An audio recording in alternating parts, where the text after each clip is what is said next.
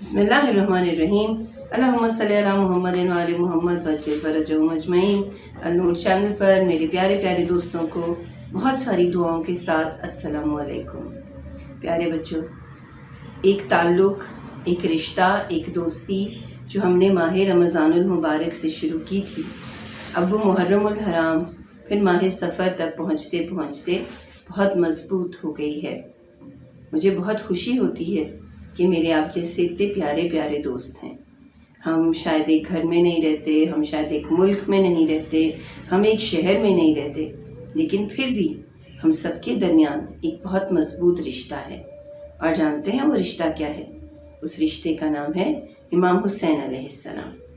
وہ بہترین شخصیت جو صرف مسلمانوں کو نہیں، بہت سارے غیر مسلموں کو بھی ہمارے قریب لے کر آتی ہے، کیونکہ امام حسین علیہ السلام انسانیت کا نام ہے۔ امام حسین علیہ السلام اس شخصیت کا نام ہے جس نے انسان کو ویلیو دی، عزت دی۔ ہم جس دن کے قریب جا رہے ہیں اس دن کو اربعین کہتے ہیں، یعنی 40 ڈیز، 40 دن۔ امام حسین علیہ السلام کی شہادت کے بعد یہ 40 دن کا سفر جو 20 سفر کو ہم اور آپ مل کر مکمل کرنے والے ہیں، اصل میں انسان کا انسان سے رشتے کا نام ہے۔ یہی وجہ ہے کہ اربعین حسین پر، امام حسین کے چہلم پر، چاہے کتنے بھی خطرات کیوں نہ ہوں، چاہے کتنے ہی دشمن کیوں نہ ہوں، لیکن امام کا اربعین ایک عرصے سے اسی جوش و خروش کے ساتھ منایا جاتا ہے۔ کربلا کی زمین پر بہت سارے لوگ مشی کرتے ہیں، جو ایک پیدل سفر ہے جو نجف اشرف سے کربلا کی زمین تک کیا جاتا ہے۔ یہ سفر اتنا خوبصورت ہے کہ آپ ایک بار یہ سفر کریں گے تو یہ سفر آپ کو کبھی نہیں بھولے گا۔ آپ کے بہت سارے میزبان ہوں گے، آپ بہت ساروں کے مہمان ہوں گے، ہر کوئی آپ کی خدمت کرنا چاہے گا۔ اور وجہ کیا ہے؟ امام حسین علیہ السلام۔ آپ کی عزت اس لیے نہیں کی جاتی ہے کہ آپ کسی فیملی سے تعلق رکھتے ہیں یا آپ کسی بہت بڑے رچ فیملی سے تعلق رکھتے ہیں، آپ کے پاس پیسہ بہت ہے۔ جب وہاں پہ سارے جاتے ہیں تو سب امام حسین کے زائر ہوتے ہیں۔ اور آپ کو یاد ہے نا، جب محرم الحرام کی شروع کی باتیں میں نے آپ کو سنائی تھیں تو اس سے میں نے آپ کو بتایا تھا نا کہ امام حسین علیہ السلام نے کربلا کی زمین کو خریدا تھا، پھر بنی اسد کے حوالے کیا تھا اور کہا تھا کہ میرے زائر یہاں پر آئیں گے، جو میری زیارت کرنے آئیں گے، اور جب وہ زیارت کرنے آئیں تو ان کی خدمت کرنا، ان کا خیال رکھنا۔ آج بھی امام حسین علیہ السلام کی اس وصیت کو سنا جاتا ہے۔ کئی لوگ آتے ہیں، بہت سارے لوگ مختلف ملکوں سے آتے ہیں، ہر عمر کے آتے ہیں، بچے ہوتے ہیں، بوڑھے عورتیں ہوتی ہیں، معذور لوگ ہوتے ہیں، اور سب نجف سے کربلا کا سفر کرتے ہیں امام حسین علیہ السلام کو سلام پیش کرنے کے لیے، امام حسین علیہ السلام کو یاد کرنے کے لیے، امام حسین علیہ السلام کا شکریہ ادا کرنے کے لیے، جنہوں نے اپنی قربانی سے ہمارے لیے اسلام کو زندہ کیا۔ اربعین امام اس لیے بھی اہم ہے کیونکہ اس دن جناب زینب کبریٰ، امام زین العابدین علیہ السلام اور وہ ساری فیملی جو کربلا میں اپنے شہداء کو چھوڑ کر گئی تھی، وہ کربلا کو واپس پہنچی تھی۔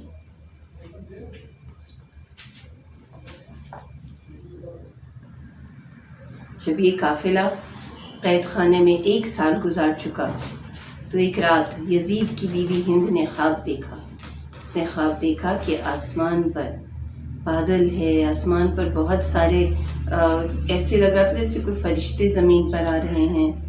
اس نے یہ خواب یزید کو سنایا، وہ بہت زیادہ پریشان بھی ہوا، اور یزید نے پھر امام زین العابدین کو بلایا اور ان سے کہا کہ ہمیں آپ چاہیں تو آپ شام میں رہ جائیں، یا آپ چاہیں تو دوبارہ مدینہ واپس چلے جائیں۔ امام نے مدینہ جانے کا فیصلہ کیا، اس کو کہا ہم مدینہ واپس جانا چاہتے ہیں، اور یزید نے کہا آپ کے کوئی سوال ہیں، آپ مجھ سے کچھ چاہتے ہیں میں آپ کے لیے کروں؟ تو امام نے اس کے سامنے 3 باتیں رکھیں۔ امام نے کہا کہ اگر تم میرے قتل کا ارادہ رکھتے ہو تو پھر کوشش کرو کہ جو فیملی ہے میرے ساتھ، جو قیدی عورتیں ہیں، جو بچے ہیں، وہ حفاظت سے مدینہ پہنچ جائیں، اور ان کے ساتھ کوئی قابل اعتماد آدمی رکھو۔ دوسرا امام زین العابدین نے کہا ہمارے شہداء کے سر ہمارے حوالے کیے جائیں۔ اور تیسری یہ شرط رکھی گئی کہ جو مال لوٹا گیا تھا خیموں میں سے امام کی شہادت کے بعد وہ واپس کیا جائے۔ یزید نے کچھ بکس میں لکھا ہے کہ سر کی جو شرط تھی وہ نہیں مانی تھی، اور کچھ میں ہے کہ شہداء کے سر بھی آ گئے تھے، اور وہ تمام تبرکات جو امام کے فیملی سے لوٹے گئے تھے وہ سب واپس کیے گئے۔ سب تو نہیں، کچھ کے بارے میں یزید نے کہا کہ وہ تو جو بہت سے سپاہی تھے وہ لوٹ کر لے گئے، جو سامان اس کے دربار تک پہنچا تھا وہ اس نے امام کو واپس کر دیا، اور ساتھ میں کچھ پیسے بھی دیے کہ جو سامان ادھر ادھر ہو گیا ہے، جو لوٹ کا مال سمجھ کر لوگ اپنے ساتھ لے گئے ہیں، یہ میں اس کی قیمت ادا کر رہا ہوں۔ تو امام زین العابدین علیہ السلام نے ان سے کہا آپ نے جو یزید تو نے جو مال لوٹا تھا وہ اتنا قیمتی تھا کہ تمہارے پیسے اس کو ریپلیس نہیں کر سکتے، اس کی قیمت نہیں بن سکتے، تم اس کرتے کی قیمت نہیں دے سکتے جو جناب فاطمہ تو زہرا نے اپنے ہاتھ سے امام حسین کے لیے سیا تھا، تم اس چادر کی قیمت نہیں دے سکتے جو جناب زینب سلام اللہ علیہا کی چھینی گئی، تم ان بالیوں کی قیمت نہیں دے سکتے جو جناب سکینہ سے چھینی گئیں۔ تو اس طرح سفر کی تیاری شروع ہوئی۔ امام نے یزید سے یہ بھی کہا تھا کہ ہم عزاداری کرنا چاہتے ہیں، جس پر یزید نے ان کو ایک گھر دیا، اور وہاں پر کربلا کے بعد یعنی 60 ہجری کے بعد پہلی مجلس عزا جناب زینب کبریٰ نے برپا کی۔ ساری خواتین جمع ہوتیں، اپنے شہداء کے حال سناتیں، جو شام کی عورتیں تھیں جو اس وقت جب امام اور ان کی فیملی آئی تھی اور ان پر پتھر مار رہے تھے، جب وہ یہ مجالس سننے کے لیے آتی تو ان کو پتہ چلا کہ کیا حقیقت تھی، جھوٹ کیا تھا اور سچ کیا تھا، اور ان کو بہت شرمندگی ہوئی اپنے مردوں کے اس کام پر۔ اس طرح 8 دن گزارنے کے بعد یہ قافلہ، 8 دن مجالس وغیرہ کرنے کے بعد یہ قافلہ آزاد ہوا اور اسے مدینہ کی طرف بھیجا گیا۔ بشیر بن جزلم کو اس قافلے کے ساتھ نگران کے طور پر بھیجا گیا۔ انشاءاللہ اس قافلے کے سفر، اس قافلے کے کربلا پہنچنے اور اس کربلا سے مدینہ تک کے جانے کا تذکرہ آئندہ آنے والے دنوں میں کریں گے۔ پروردگار آپ سب کو محفوظ رکھے، خوب جوش و خروش کے ساتھ اس بار 40 میں حصہ لیجیے۔ اگر اور زیادہ نہیں کر سکتے، جلوس میں نہیں جا سکتے، تو اپنے گھر کے باہر ایک چھوٹی سی سبیل لگائیے، جناب سکینہ کو یاد کیجیے، حضرت علی اصغر کو یاد کیجیے۔